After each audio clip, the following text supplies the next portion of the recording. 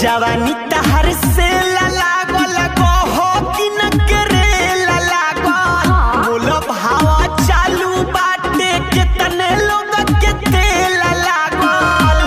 अरे भाव बोलो भाव जवानी तहर से लागल हो कि न करे लागल बोलो भावा चालू बाटे कितने लोग के तेल लागल। कितना खर्चा देखे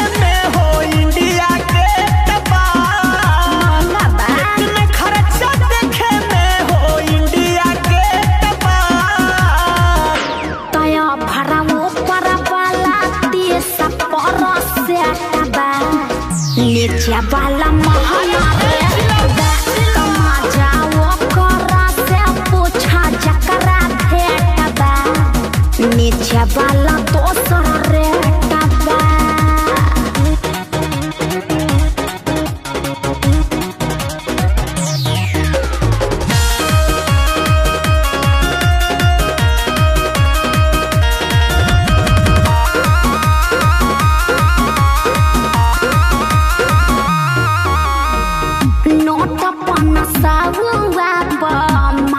ऊपर छापर मिली ललके 2000 मौका तनी फाफर मिली का विचार बा सब मिली कितना चाही मुंह खोला हो ये हो जान भाव बोला हो सब बताओ तने धन से बदन भरल बा हाथ डाली भीतर टोला हो सबर करा सोना जस जवानी है 24 कैरेट बा सोना जस जवानी है 24 कैरेट बा।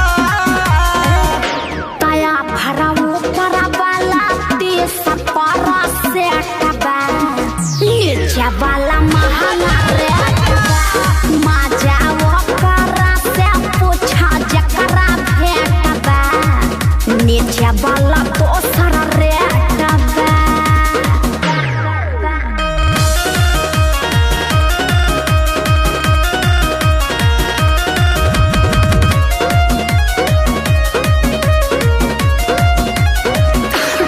सुना जतना